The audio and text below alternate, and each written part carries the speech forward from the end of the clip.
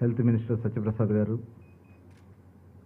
అదేవిధంగా Surf minister Srinivas గారు, కొండపల్లి శ్రీనివాస్ గారు, అలాగే గొట్టిపాటి రవికుమార్ గారు ఐదుగురం సభ్యులుగా ఏర్పాటు చేసి, ఎందుకంటే గత ప్రభుత్వంలో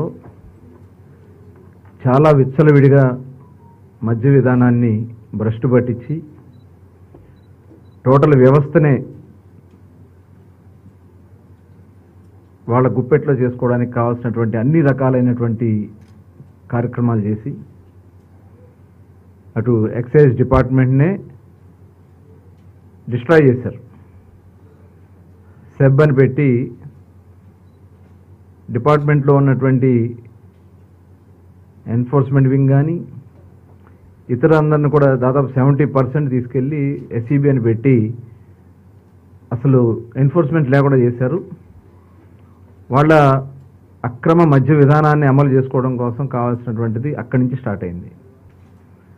తర్వాత షాప్స్ అన్నీ కూడా గవర్నమెంట్ షాప్స్ అని పెట్టించి గవర్నమెంట్ షాపులో కేవలం వాళ్ళు చెప్పిన బ్రాండ్స్ మాత్రమే అవైలబుల్గా ఉండే విధంగా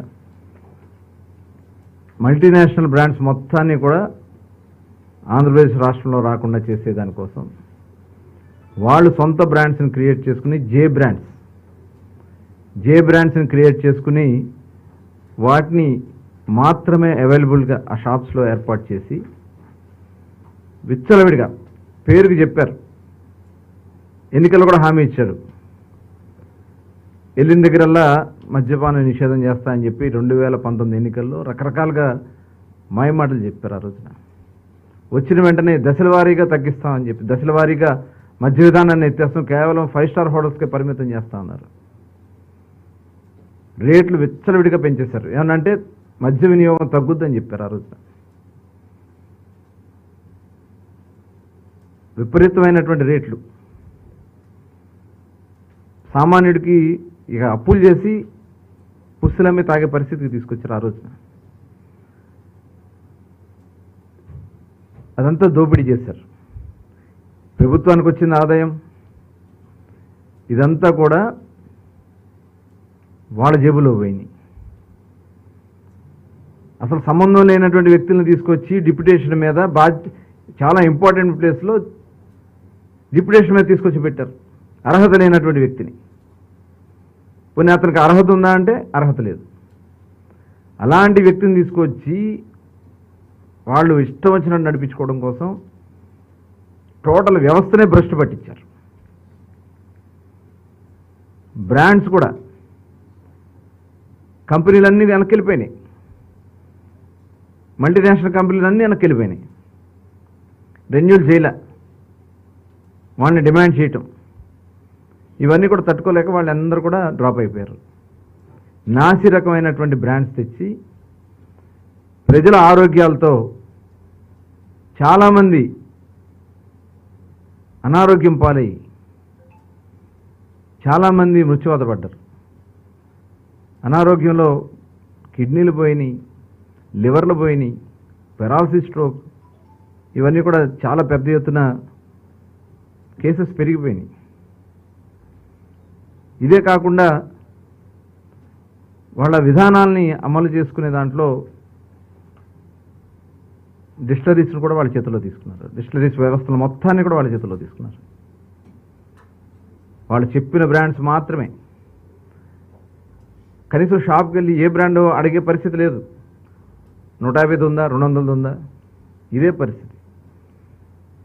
దాని మీద మేము 5 సంవత్సరాలు మేము అనేక సార్లు పోరాటం కూడా చేశాం.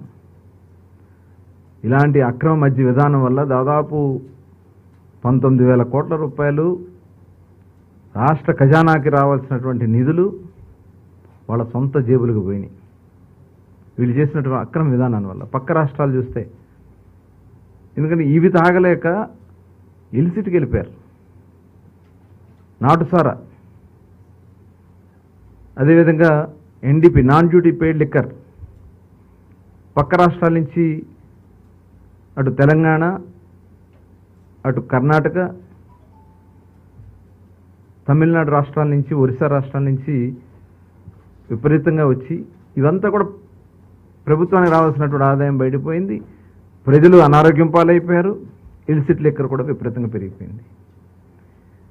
ఇవన్నీ కూడా పరిశీలించిన తర్వాత గౌరవ ముఖ్యమంత్రి గారు ఒక బెస్ట్ పాలసీ, గతంలో కూడా 94 తర్వాత అప్పుడున్నటువంటి విధానాల్లో మార్పులు చేసి దేశంలోనే ఆదర్శంగా నిలిచింది. ఆ రోజున దేశంలో ఉన్నటువంటి అన్ని రాష్ట్రాలు వచ్చి ఆంధ్ర రాష్ట్రంలో చూసి ఎలాంటి పాలసీ అమలు జరుగుతుందని ఆ రోజు చూశారు. దాన్ని కూడా దృష్టిలో పెట్టుకుని ఒక బెస్ట్ పాలసీని తయారు చేయడం కోసం మా కమిటీ సభ్యులందరం కూడా డిపార్ట్మెంట్లో కూడా వాళ్ళు కూడా అధ్యయనం చేశారు. దేశమంతా వెళ్ళి దాదాపు ఒక 6 రాష్ట్రాలు గవర్నమెంట్ షాపులు అమలు జరుగుతున్నటువంటి విధానం, ప్రైవేట్ షాప్స్ అమలు జరుగుతున్నటువంటి విధానం, అటు ప్రైవేటు గవర్నమెంట్ కలిపి నడుపుతున్నటువంటి విధానం, ఇవన్నీ కూడా స్టడీ చేసి వాళ్ళకు రిపోర్ట్ చేసి ఇవ్వడం జరిగింది. అలాగే ట్యాక్సేషన్ కూడా ఏ రకంగా ఉందనేది ట్యాక్సేషన్ విషయంలో కానీ, ఎందుకంటే గతంలో మేము ఎన్నికల మేనిఫెస్టోలో ఇచ్చినటువంటి రిజర్వేషన్ కూడా ఏదైతే గీత కార్మికులు ఉంటారో లాడీ ట్యాపర్స్కి సంబంధించి కళ్ళు గీత కార్మికులకి 10% షాప్స్ ఇస్తామని చెప్పి ఆ రోజున ఎన్నికల్లో హామీ ఇచ్చాం. దాని మీద కూడా ఒక రిపోర్ట్ తయారు చేసుకుని ఇవన్నీ కూడా మరి ముఖ్యమంత్రి గారికి ముందు రేపు సబ్ కమిటీ ముందు రేపు కేబినెట్ ముందు పెట్టడానికి ఇది ఈరోజు 3వ సమావేశం కూడా కండక్ట్ చేసుకున్నాం. థర్డ్ ముఖ్యమంత్రి మొత్తం 4 సమావేశాలు అయినాయి. రేపు కేబినెట్ ముందు మా ప్రపోజల్ దీన్ని మరి పెట్టాలని చెప్పి నిర్ణయించుకున్నాం. దీనిలో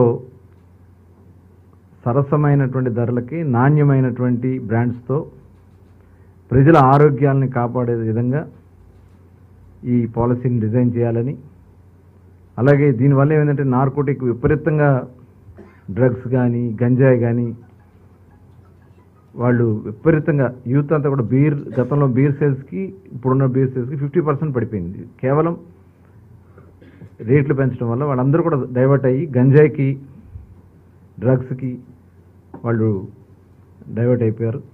తిరిగి అవన్నీ కూడా కంట్రోల్ చేయడానికి కూడా మరి దీంట్లో ఈ పాలసీలో కొంత ఈ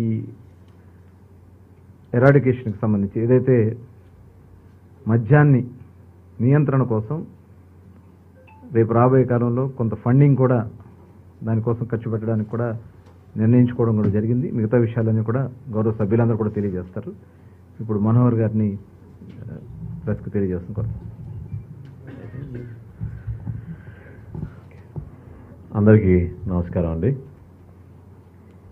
ఈ నూతన ఎక్సైజ్ విధానం పైన మా సబ్ కమిటీ సభ్యులందరూ కూడా చాలా లోతుగా అధ్యయనం చేసి అధికారులు అందించిన సమాచారమే కాకుండా క్షేత్రస్థాయిలో వివిధ సంఘాల నుంచి కూడా ఫీడ్బ్యాక్స్ తెప్పించుకున్నాం. వాటిని బేస్ చేసుకుని మాకున్న అవగాహనతోటి అనేక సందర్భాల్లో ఈ మీటింగ్స్ ఏర్పాటు చేసుకుని చివరికి ఈరోజు మధ్యాహ్నం గౌరవ ముఖ్యమంత్రి గారిని కూడా కలిసి కొంతవరకు ఆయన అభిప్రాయాలు కూడా సేకరించి ఏ విధంగా చేస్తే బాగుంటుందనే దానిపైన తుది నిర్ణయానికి వచ్చాం. రేపు జరగబోయే కేబినెట్ సమావేశంలో మా నివేదికని కేబినెట్కి సమర్పిస్తాం. ఇందులో ముఖ్యమైన కొన్ని సూచనలు, అసలు కొత్త పాలసీ ఎందుకు తీసుకురావాల్సి వస్తుంది,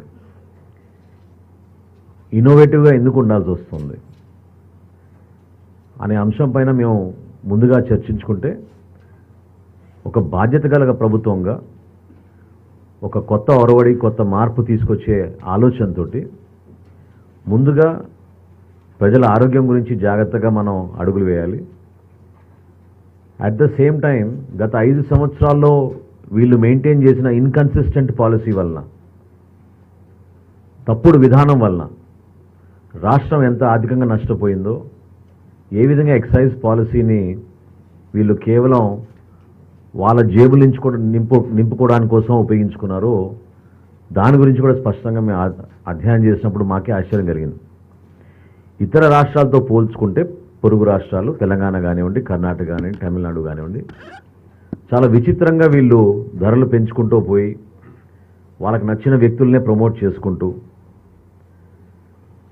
ఒక రోజు అయితే ఆశ్చర్యకరంగా ఒకే రోజు 2 జియోస్ కూడా రిలీజ్ చేశారు వీళ్ళు. ఉదయం పూట ఒక రేటు, మధ్యాహ్నం కల్లా ఆ రేట్ని 100% పెంచుతూ మరొక జియో రిలీజ్ చేశారు. జియో నంబర్ 128 మరియు జియో నంబర్ 129. సో ప్రజల్లో చైతన్యం తీసుకురావాలి. కొత్త విధానం వలన ఏ విధంగా ఒక మార్పు తీసుకురాగలుగుతాం రాష్ట్రంలో. కూటమి ప్రభుత్వం ఏర్పడిన తర్వాత ఎలక్షన్లప్పుడు మేము చేసిన వాగ్దానాలని జాగ్రత్తగా స్టడీ చేసి ఈ విధానం ద్వారా ఖచ్చితంగా ఎన్ఫోర్స్మెంట్ ఇంకా మెరుగే విధంగా, ఎవరైతే దీనికి బానిసలయ్యారో వాళ్ళని అక్కడి నుంచి దూరం చేయడానికి కోసం స్పెసిఫిక్గా డీఅడిక్షన్ సెంటర్సు, కౌన్సిలింగ్ సెంటర్సు, వాళ్ళకి అందించాల్సిన ఆరోగ్యపరంగా మేము అందించాల్సిన సహాయం, వీటన్నిటిపైన కూడా వీటి ద్వారానే కొంతవరకు నిధులు కేటాయించాలనే నిర్ణయం కూడా తీసుకోవడం జరిగింది.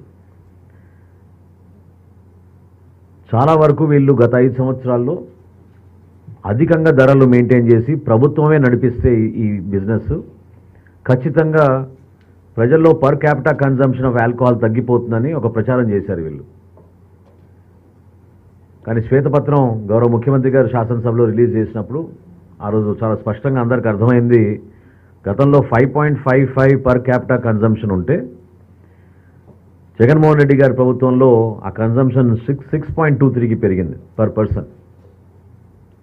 సో ఎంత ఇన్కన్సిస్టెంట్గా వీళ్ళు ఈ పాలసీని రూపొందించారో చాలా క్లియర్గా మన అందరికీ అర్థమవుతుంది. డెఫినెట్గా మేము చేసిన ఈ కసరత్తు తప్పకుండా ఒక ఇన్నోవేటివ్ విధానంలో, అట్ ద సేమ్ టైం మన రాష్ట్రంలో పెట్టుబడులు వచ్చే విధంగా టూరిజం పాలసీని దీంట్లో ఇంటిగ్రేట్ చేసి సర్వీస్ ఇండస్ట్రీని ఇంకా ప్రోత్సహించే విధంగా టూరిజం శాఖ ద్వారా కూడా రాబోయే రోజుల్లో దీని గురించి లోతుగా అధ్యయనం చేసి అటువంటి ప్రాంతాల్లో ఫర్దర్గా ఈ ఎక్సైజ్ విధానం ద్వారా ఏ విధంగా మనం కొత్త ఎస్టాబ్లిష్మెంట్స్, రెస్టారెంట్స్ కానివ్వండి, హోటల్స్ కానివ్వండి, అక్కడ అందించాల్సిన అవుట్లెట్ల ద్వారా ఏ విధంగా మనం కన్జ్యూమర్ని చివరిగా అతనికి వెసులుబాటు కల్పించి ఒక మంచి చాయిస్ ఆఫ్ క్వాలిటీ ప్రోడక్ట్స్ ఉండేటట్టు, ఎక్కడ కూడా క్వాలిటీలో కాంప్రమైజ్ కాకుండా చేయాలనే ఆలోచనతోటి గౌరవ ముఖ్యమంత్రి గారు ఇచ్చిన సూచనలు మేము చాలా వరకు దీంట్లో పొందుపరచగలిగాం. ఫర్ ద ఫస్ట్ టైం రాష్ట్రంలో కొన్ని ప్రీమియం అవుట్లెట్స్ కూడా ప్రపోజ్ చేశాం. అదేవిధంగా ఇందాక నేను అన్నట్టు టూరిజం సెక్టర్ ద్వారా కూడా కొత్తగా మనం కొన్ని ప్రాంతాలను ఐడెంటిఫై చేసి అక్కడ ఇన్వెస్ట్మెంట్స్ బాగా వచ్చేటట్టు మా వంతు మేము జాబ్స్ క్రియేషన్లో కూడా ఇది హెల్ప్ అయ్యే విధంగా ఉంటుందనే ఆలోచనతో కొన్ని ప్రపోజల్స్ తీసుకొచ్చాం. ఇవన్నీ కూడా రేపు క్యాబినెట్లో మేము will submit to the cabinet and cabinet will take the decision. But I'd like to thank all my colleagues for giving me this opportunity, and to the Honorable Chief Minister and the Honorable Deputy Chief Minister. Thank you.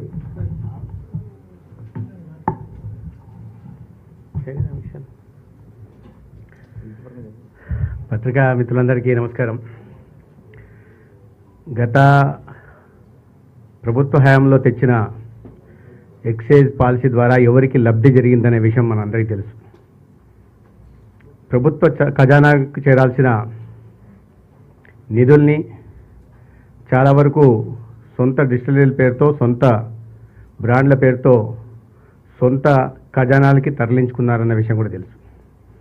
ఈ క్రమంలో నాణ్యత లేని మద్యాన్ని ప్రజలకు సరఫరా చేసి ముఖ్యంగా పేద దిగువ మధ్యతరగతి ప్రజలకి వాళ్ళ ఆరోగ్యంతో కూడా చెలగాటమాడారు.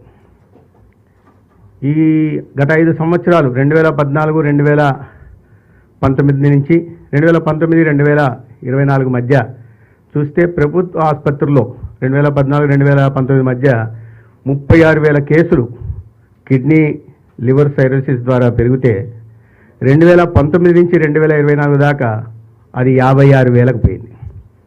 ప్రభుత్వ ఆసుపత్రుల్లో లెక్కల ప్రకారమే ఇలా ఉంటే ప్రైవేట్ ఆసుపత్రులను కలుపుకుంటే ఎలా ఉంటుందో మనం అర్థం చేసుకోవాలి. అంటే స్వలాభం కోసం, సొంత ఖజానాన్ని నింపుకోవడం కోసం ఇన్ని వేల మంది పేదల ప్రజలతో గత ప్రభుత్వం, జగన్మోహన్ రెడ్డి గారి ప్రభుత్వం జేబ్రాండ్లు తీసుకొచ్చి ఆటలాడుకుంది.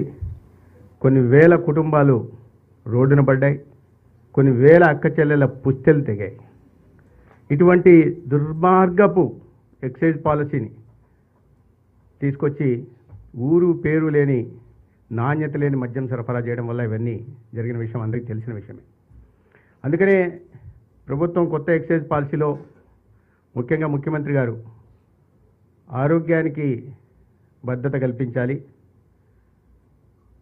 ఇస్తున్న మద్యాన్ని ఎలక్షన్ సందర్భంలో హామీలో ఒకటైన నాణ్యమైన మద్యాన్ని సరసమైన ధరకు అందిస్తామని చెప్పడం జరిగింది.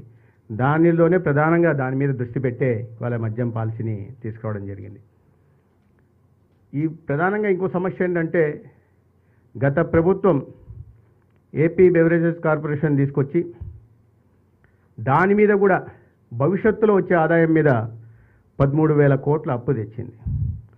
ఈ ప్రభుత్వం మీద ఆ 13,000 కోట్లని, అంటే అన్ని వ్యవస్థల్ని, అన్ని రంగాల్ని దోచుకొని చివరికి మందుబాబుల విషయంలో కూడా దోచుకునే ప్రయత్నానికి ఇట్లాంటి శ్రీకారం చుట్టడం, ఇటువంటి ఆలోచనలు మామూలు మనుషులకు రావు. అదేదో శక్తులు ఉన్న వాళ్ళకే వస్తాయి, ఏ రకంగా దేంట్లో అవినీతికి పాల్పడవచ్చు అని. ఆ భారం కూడా ఇప్పుడు కొత్త ప్రభుత్వం మీద పెట్టింది. ఒకవైపు ఆ 13,000 కోట్లు అప్పు చెల్లించాలా, డెట్ సర్వీస్ ఉంటుంది. రెండో వైపు నాణ్యమైన మద్యం తక్కువ ధరకి సరఫరా చేయాలా, ప్రజల ఆరోగ్యాన్ని సంరక్షించుకోవాలా. ఇవన్నీ దృష్టిలో పెట్టుకొని కొత్త మద్యం పాలసీని తీసుకురావడం జరిగింది. అదే సమయంలో పక్క రాష్ట్రాలతో కూడా పోటీ పడాలా, ఉన్న రాష్ట్రాలతో పోటీ పడుతూ ఇవాళ ఒక మద్యం పాలసీని తీసుకురావాల్సి వచ్చింది. అందుకే అనేక రాష్ట్రాల్లో బెస్ట్ ప్రాక్టీసెస్ ఏమున్నాయో అందుబాటులో వాటిని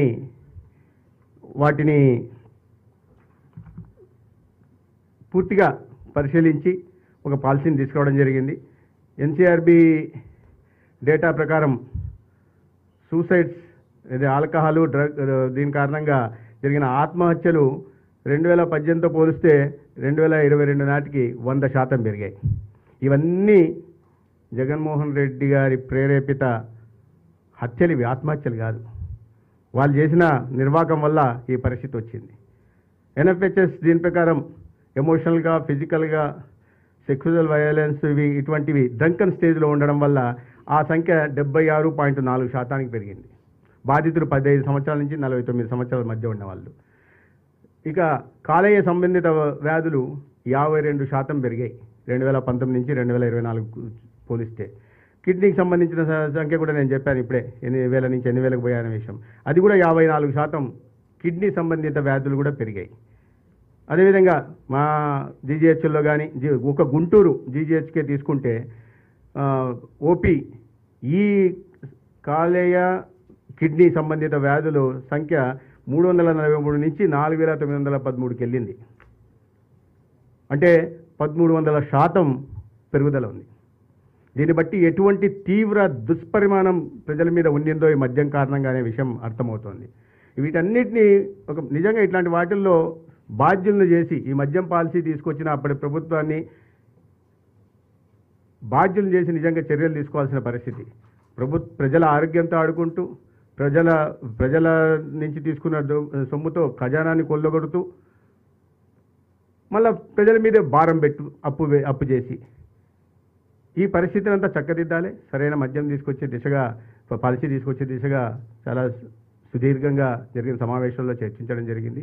అన్ని విషయాల్ని పరిశీలనలోకి తీసుకొని చాలా కూలంకషంగా చర్చించి ఒక కొత్త మద్యం పాలసీ తీసుకురావడం జరిగింది. ప్రజలకు అందుబాటులో మద్యం ఉండాలని మేము చెప్పట్లేదు, కానీ తప్పదు. ఇది లేకపోతే ఇతర మార్గాలకు పోతారు, లేకపోతే గంజాయి వైపు పోతారు, లేదా ఇంకా ఇతరత్ర మందులు వాడే ప్రయత్నం చేస్తారు, మాదక ద్రవ్యాల వైపు పోతారు. కాబట్టి వాళ్ళ ఆరోగ్యాన్ని సంరక్షించుకుంటూ అదే సమయంలో ప్రజల ఆరోగ్యం కూడా వాళ్ళని సంరక్షించుకుంటూనే రెండో వైపు ఈ నష్టాన్ని పూడ్చుకోవాల్సిన అవసరం ఉంది, అప్పులకి ఇప్పుడు కూడా పూడ్చుకోవాల్సిన అవసరం ఉంది. దాన్ని అన్నింటిని దృష్టిలో పెట్టుకొని పాలసీ తీసుకురావడం జరిగింది.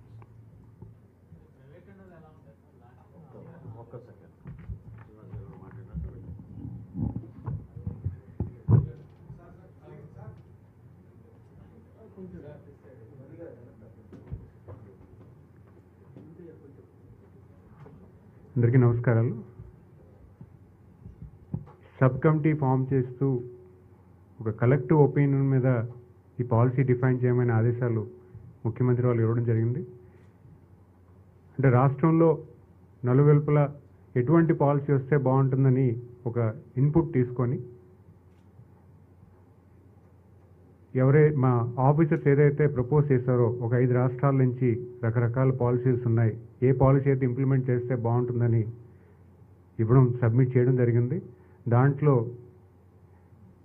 మేము తీసుకున్న పల్స్లో నాణ్యమైన మందు ఇవ్వాలని ఎక్కువగా పబ్లిక్లో ఉంది. ఎందుకంటే పబ్లిక్లో they want a very good liquor to be served, అంటే షుడ్ బి అవైల్డ్. బికాజ్ ఏమైందంటే గత ప్రభుత్వంలో మీరు చూసుకుంటే చాలామంది, అంటే ఒక సెర్ప్ డిపార్ట్మెంట్గా నేను చెప్పగలుగుతున్నాను, there is an increase in pensions, widow pensions అవ్వచ్చు, లేకపోతే ఫిజికలీ హ్యాండిక్యాప్డ్ పెన్షన్స్ కూడా నర్వస్ సిస్టంలో కానీ లేకపోతే బెడ్ రిడన్ పెన్షన్స్ కూడా లాస్ట్ 5 years పెరిగాయి. దానికి కారణం ఏంటంటే, దానికి వన్ ఆఫ్ ది రీజన్ ఏంటంటే ఈ నాసిరకమైన మందు ఇది ఇవ్వడం వల్ల పబ్లిక్ హెల్త్ అయితే పూర్తిగా ఇగ్నోర్ చేసి కంప్లీట్గా చాలామంది ఎవరైతే ఉన్నారో ఎడిక్టెడ్ పర్సన్స్ ఎవరైతే ఉన్నారో వాళ్ళు పూర్తి స్థాయిలో కొంతమంది కోల్పోయారు, కొంతమంది బెడ్ రిడన్ అయిపోయారు. ఇవన్నీ అరికట్టడానికి మనం ముఖ్యంగా రాష్ట్రంలో బెస్ట్ పాలసీ తీసుకొచ్చి నాణ్యమైన, అంటే నేషనల్లో రికగ్నైజ్ అయిన బ్రాండ్స్ని ఎక్కువగా ప్రమోట్ చేస్తూ అవి కూడా కొంచెం తక్కువ కాస్ట్లో వచ్చే విధంగా ప్రతిపాదించే విధానాన్ని మేము తీసుకోవడం జరిగింది. ముఖ్యంగా మనం గమనించాల్సింది ఏంటంటే ఈ ఎక్సైజ్ డిపార్ట్మెంట్లో లోన్ కూడా గత ప్రభుత్వం తీసుకొచ్చింది. దాంట్లో కూడా దృష్టిలో పెట్టుకొని ఆ లోన్ కూడా తీర్చే ప్రయత్నం చేస్తూ ఒక మంచి ధరకి అందుబాటులో వచ్చే పరిస్థితి కల్పించాలన్న ఆలోచనతో ఈ పాలసీ ఎక్సైజ్ చేయడం జరిగింది. ఒక సబ్ కమిటీ పూర్తి నివేదిక రేపు క్యాబినెట్లో పెట్టి పూర్తి వివరాలు మీకు రేపు తెలియజేస్తాం. ధన్యవాదాలు. ఒక్క పాయింట్ మర్చిపోయామండి ఇందాక. అదేంటంటే ఈ కొత్త విధానంలో మేము చేసిన ప్రపోజల్స్లో సోదరులు చెప్పినట్టు సామాన్యుడికి కూడా అందుబాటులో ఉండేటట్టు ఒక మంచి బ్రాండ్ తీసుకురావాలనే ఒక ఆలోచనతో దాన్ని అధికార యంత్రాంగాన్ని సిద్ధం చేశాం. అది కూడా ఈ కొత్త పాలసీలో అందుబాటులో తీసుకురాబోతున్నాం. అపార్ట్ ఫ్రమ్ జాతీయ స్థాయిలో ఉన్న బ్రాండ్స్, అంతర్జాతీయ స్థాయిలో ఉన్న బ్రాండ్స్తో పాటు సామాన్యులకు కూడా అందుబాటులో ఉండేటట్టు స్పెసిఫిక్గా మన రాష్ట్రం కోసం నేషనల్ బ్రాండే but available at a very reasonable price for our people అనేది అదొకటి చేసాం.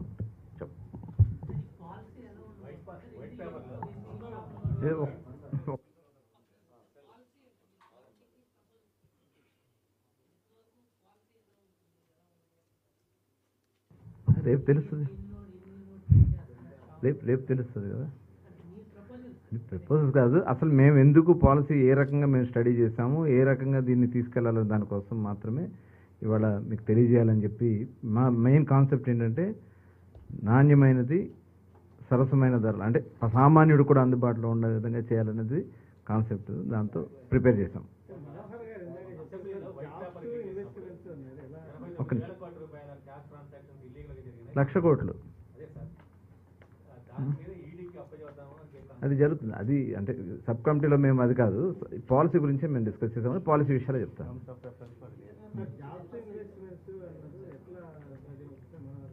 అంటే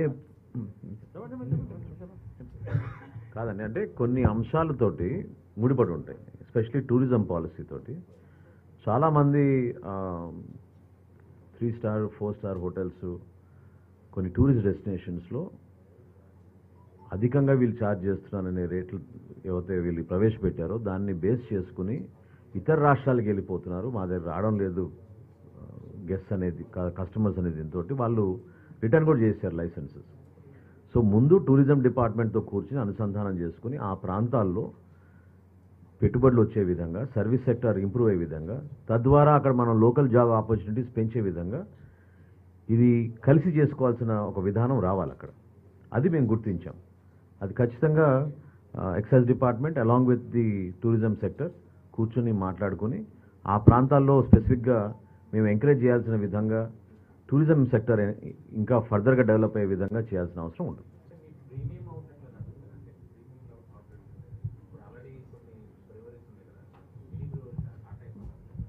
అంటే ఇప్పుడు కొన్ని స్టేట్స్లో మనం అబ్జర్వ్ చేసింది ఏంటంటే కొన్ని ప్రీమియర్ బ్రాండ్స్ని అవైలబుల్లో ఉండే విధంగా అవి ఏంటంటే దానివల్ల అటు ఒక అప్లిఫ్ట్ కూడా కనబడుతుంది, ప్లస్ అది అడుగుతున్నారు, కోరుతా ఉన్నారు. కాబట్టి అలాంటివి కొన్ని మనం ప్రారంభించాలని చెప్పి ఒక ఆలోచన అయితే వచ్చింది. రేపు క్యాబినెట్లో పెట్టిన తర్వాత అంటే ఇప్పుడు ఆల్రెడీ నడుస్తున్నాయి. ఇప్పుడు తెలంగాణలోనే అంతకుముందు మనం కూడా ఇచ్చాం, మన విజయవాడలో కూడా ఇంతకుముందు నడిచినాయి, ప్రజెంట్ కూడా ఉన్నాయి. అట్లాంటివి కొన్ని మిగతా సిటీస్లో కూడా ఎక్కడైతే పాపులేషన్ బేస్ చేసుకుని ఏర్పాటు చేయాలని చెప్పి ప్రపోజల్ అయితే పెడతా ఉన్నాం. కొంచెం ఇన్నోవేటివ్గా ప్రిపేర్ చేశారు.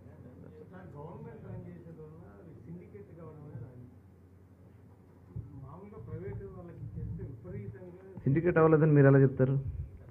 ఎందుకంటే అది మీకు ఎన్డీపీ అట్లాగే హిల్స్ లిక్కర్ ఇవన్నీ కూడా సిండికేట్ చేసుకుని అవన్నీ కూడా బెల్ట్ షాపులు పెట్టుకుని అన్నీ కూడా రకరకాలుగా ఎన్ని బ్రాండ్స్ వేస్ట్ చేస్తారు. అయితే ఇందులో కూడా ఎక్కడ మనం ఇది లేకుండా మేము చాలా ఓపెన్గా అప్లికేషన్ ఫీ కట్టుకున్న ప్రతి ఒక్కరు కూడా డ్రా సిస్టమ్లో తీస్తాం. ఇందులో సిండికేట్ అవ్వడానికి ఎక్కడ అవకాశం ఉంటుంది? అంటే అమ్మడం అంటే మన ఎంఆర్పి రేట్స్ ఉంటాయి, అది ఎక్సెస్ ఉంటే మేము ఆల్రెడీ దాని మీద కూడా కొన్ని ప్రపోజల్ చేసాం. ఎంఆర్పి దాటి అమ్మితే డిస్ట్రిక్ట్ లెవెల్లో కమిటీ ఉంటుంది, డిస్ట్రిక్ట్ లెవెల్ కమిటీ తీస్తారు. సిండికేట్స్ గురించి కూడా డిస్కస్ చేసాం. ఎందుకంటే సిండికేట్స్ అయ్యే దగ్గర ఎక్కడ అవుతారు? రేట్ల దగ్గర, ఇట్ల దగ్గర. మేము కేసులు కూడా దాన్ని స్టడీ చేసాం, ఒకసారి 2 సార్లు 3 సార్లు. వచ్చిన తర్వాత దాని మీద షాపుని అది కూడా మేము ప్రపోజల్ పెట్టుకోం. చాలా స్ట్రిక్ట్గా ఉంటాయి. బిగ్గెస్ట్ లిక్కర్ సిండికేట్ 5 సంవత్సరాలు జగన్మోహన్ రెడ్డి గారే. ఆయన విధానంతో కదా రాష్ట్రం కింద నష్టం జరిగింది. పొరుగు రాష్ట్రాలకి అంత రెవెన్యూ ఎందుకు పెరిగింది? మన రాష్ట్రానికి తరలి వెళ్ళిపోయింది కాబట్టే కదా ఈ రెవెన్యూ. దాని గురించి మేము విశ్లేషించాం, చాలా లోతుగా స్టడీ చేసాం. సో సిండికేట్ అనేది వాళ్ళు కావాలని ఒక కార్టెల్ ఫామ్ అయ్యి వాళ్ళకి వాళ్ళ మనుషులకి బెనిఫిట్ అయ్యే విధంగానే పాలసీ మార్చుకున్నారు వాళ్ళు. రాష్ట్ర ప్రజలను దృష్టిలో పెట్టుకుని చేయలేదు అది. షాప్లో ఎంప్లాయీస్దే ఉంది. ఇప్పుడు గవర్నమెంట్ షాప్ పీరియడ్ ఉంది, సెప్టెంబర్ ఎండింగ్తో ఇచ్చినటువంటి ఆ పాలసీ క్లోజ్ అవుతుంది. నెక్స్ట్ పాలసీ ప్రజలకి ఉపయోగపడేది చేయాలి. కానీ దాన్ని బట్టి ఆల్రెడీ ఎవరైతే వస్తారో గవర్నమెంట్ షాప్లో రావచ్చు, లేదు ప్రైవేట్ షాప్లో వచ్చు, రేపు డెసిషన్లో వస్తుంది. వచ్చిన తర్వాత దాన్ని బట్టి అని అది రేపు ఫైనల్ వస్తుంది. డెసిషన్ రేపు తీసుకుందరు కానీ. అవును, అవి కావాలా? అలాంటి బ్రాండ్ కావాలా? చూద్దా, అంటే ఇదివరకు ఎట్లా పడితే అట్లా ఇచ్చేసేవాళ్ళు. ఇప్పుడు అట్లా కాకుండా దాన్ని 5 స్టెప్స్లో మనం దాన్ని టోటల్ ఆల్కహాల్, ఇదివరకు ఏంటంటే ఆల్కహాల్ % మాత్రమే చూసేవాళ్ళు. అట్లా కాకుండా దాంట్లో ఒక 5-6 రకాల టెస్టులు ఉంటాయి. టోటల్ అన్ని టెస్ట్ చేసి చేస్తాం. అట్లాంటి బ్రాండ్స్ ఏవైతే ఉన్నాయో అవన్నీ కూడా బ్రాండ్ చేయడం కాదు, వాళ్ళ మీద కేసులు కూడా కడతాం.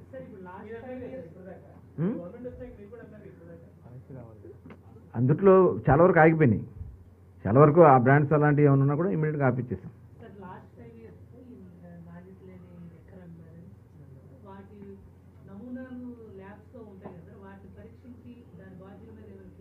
అది చూస్తున్నారు, విజిలెన్స్ ఎంక్వైరీ జరుగుతుంది, సిబిసిఐడి ఎంక్వైరీ జరుగుతుంది. దాంట్లో అవందరూ కూడా ఎవరు తప్పించుకోలేరు. దాంట్లో ఎంత వాళ్ళైనా వదిలేదు లేదు. అదే ఇప్పుడు అది ఏం చేశారు, డిస్టిలరీస్ని కబ్జా చేస్తారు వీళ్ళు. వైసీపీ నాయకులు డిస్టిలరీస్నే కబ్జా చేస్తారు. కబ్జా చేసి దాంట్లో వాళ్ళ బ్రాండ్స్ని క్రియేట్ చేసుకుని చేసుకున్నారు.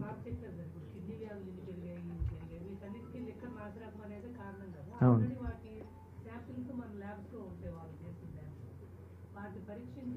వీళ్ళు టోటల్ అన్ని డిస్టిలరీస్ని విజిలెన్స్ వాళ్ళు వెళ్ళి టోటల్ మొత్తం కూడా శాంపిల్స్ తీసుకుని టోటల్ అన్నీ కూడా ఇప్పుడు అధ్యయనం చేసుకుంటారు. అది వాళ్ళు రిపోర్ట్ ఇస్తారు. ఆ రిపోర్ట్ ఇచ్చాక దాని మీద యాక్షన్ తీసుకుంటారు. చెప్తారు. ఎక్స్క్లూజివ్ బ్రాండ్ కాదు, మనం ఏంటంటే సామాన్యుడు కూడా అందుబాటులో ఉండే కొన్ని బ్రాండ్స్ని, ఒక బ్రాండే కాదు అది, అన్ని కంపెనీలు, నేషనల్ లెవెల్లో ఉన్న కంపెనీలు సామాన్యుడికి ఉండే సబ్సిడైజ్ గవర్నమెంట్ సైడ్ నుంచి మన సబ్సిడైజ్ కాదు, దాన్ని నెగోషియేట్ చేయడానికి కావాల్సిన కార్యక్రమాలు చేస్తాం. దాంతోపాటు పక్కన ఉన్నటువంటి సరౌండింగ్ స్టేట్స్తో కూడా ఈక్వల్గా ఉండేదానికోసం ఒక కమిటీ వేస్తాం. అది ఒక కమిటీ త్వరలోనే ముఖ్యమంత్రి గారు కమిటీ వేయటం జరుగుద్ది. అది నెగోషియేట్ చేసి మంచి బ్రాండ్ని ఫస్ట్ టైం గౌడాస్ కోసం, గౌడ అంటే 5-6 కమ్యూనిటీస్ వస్తాయి, శెట్టి బలిజ, గీత కార్మికులందరూ దాంట్లో ఎవరైతే వృత్తి చేస్తారో వాళ్ళందరికీ కూడా ఏదైతే కళ్ళు గీత కార్మిక సంఘాలకి, కళ్ళు గీత కార్మికులకి 10% షాప్స్ ఇవ్వబోతాం. అది పాలసీలో ఇస్తాం, రేపు ఇస్తాం, రేపు చూద్దరు కానీ అన్నీ ఒకసారి చెప్పేసి అట్లా ఏం సవరిస్తారు? ట్యాక్సెస్ విధానంలో తగ్గించేది ఉండదు. ట్యాక్సెస్ వాళ్ళు ఏం చేశారంటే 10 రకాలైనటువంటి పెట్టుకున్నారు. అలాంటివి కాకుండా ఒక 5-6కి దాన్ని మొత్తం దాన్ని ఒకదానికొకటి ఇంటర్లింక్ ఉన్నాయి, దాన్ని కలిపేసి ఒక హెడ్ పెట్టుకుంటాం. ఇప్పుడు ఎందుకంటే 10 హెడ్లు పెట్టారు, దానివల్ల ఏంటంటే ఊరికే పేరుకి కనపడుతున్నాయి. అలా కాకుండా అవి తగ్గించేసి ఒక 5-6 హెడ్స్ పెట్టి ఇవంతా కూడా దాంట్లోనే ఉంటాయి.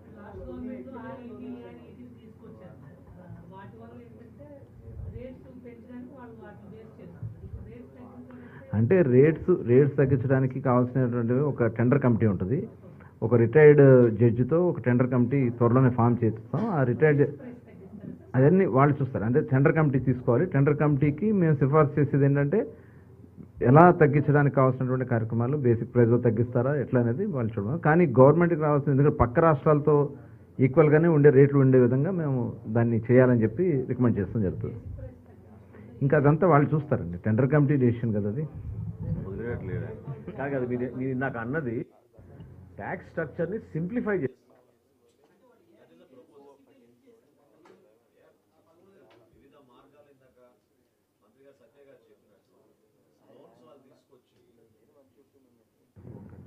లోన్స్ వాళ్ళు ఏ విధంగా తీసుకొచ్చి మోసం చేశారో కార్పొరేషన్ నుంచి అవి బట్టబయలైనాయి.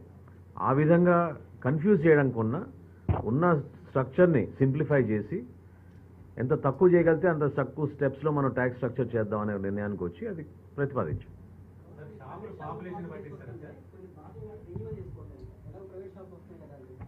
ఇంకా అనలేదు కదా, చూద్దాం. అది ఎందుకంటే ప్రతి సంవత్సరం కూడా కొన్ని తగ్గుతున్నాయి అనేది ఉంది. ఇప్పుడు కొత్తగా తగ్గేది కాదు, లాస్ట్ ముందు నుంచి కూడా ప్రతి సంవత్సరం ఆల్రెడీ 3 years పాలసీ. అది 3 years పాలసీలో కొన్ని తగ్గినాయి అన్నారు. అయినా దానికి అటాచ్ చేస్తారు, వాళ్ళ డిపాజిట్స్ ఉంటాయి, అటాచ్ చేసినవి ఉంటాయి. వాళ్ళు ఆ 3 years అగ్రిమెంట్ ప్రకారం నడుచుకోవాల్సింది. Thank you.